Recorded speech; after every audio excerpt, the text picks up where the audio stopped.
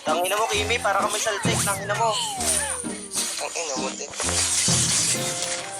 Tangina mo. Tangina mo. Bobo ka, mamatay ka na. Tangina mo. Tulong nga pala ako dito sa ranking mga tol. Nang makalaro ko tong mga to, may nagkakainitan yung mga loko. Galit na galit eh. Gustong manakit. Awa mo minsan. Huwag kayo magsaba. Kasi iyam din hindi.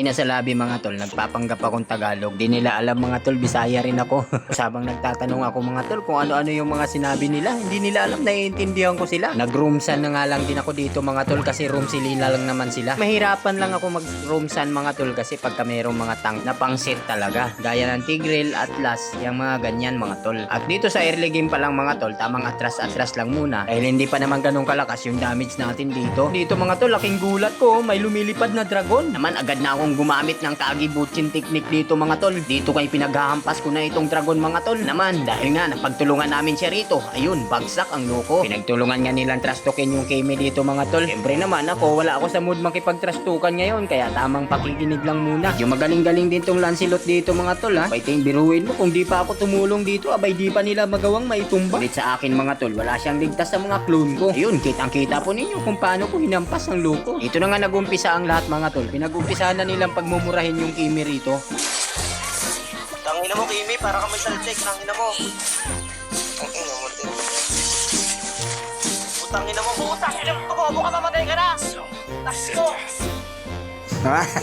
Galit na galit, abay gustong manakit. Aray ko, nadamay na naman yung mga Bisaya mga to. Grabe naman tong mga to. Si Marlo. Si Sanderford. Tungo ka mo na.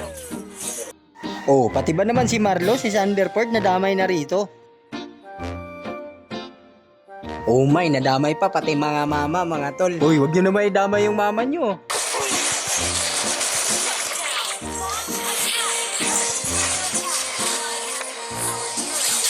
Bobo lang din. Lalo mo. Patay.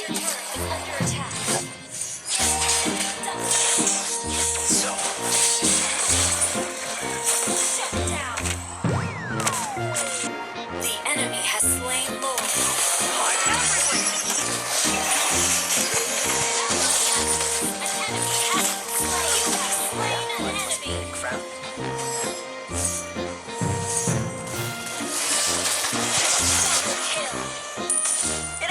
Dito mga tol, pangatlong lord na namin to. Dito sa pangatlong lord mga tol, medyo sinwerte kami rito kasi kulang sila ng dalawa. Naman sinigurado na namin na makuha to mga tol. At dito na may matagumpay kami na nakuha yung lord. Tapos dito nga sa puntong to mga tol, napitas yung apat sa aming mga kalaban. Kaya naman, agad na naming tinapos dito ang laban mga tol. Mahirap na, baka makasurvive pa ang mga yan. Kaya naman dito sa pagpasok ko mga tol, agad ko nang ginamit itong ultimate ko. Siyempre, tower lock na agad natin yan mga tol. Maraming salamat sa mga nakalaban namin dito. Tsaka advice ko lang no, sa susunod, huwag nyo na may damay yung mga magulang nyo pag nagtrastukan kayo.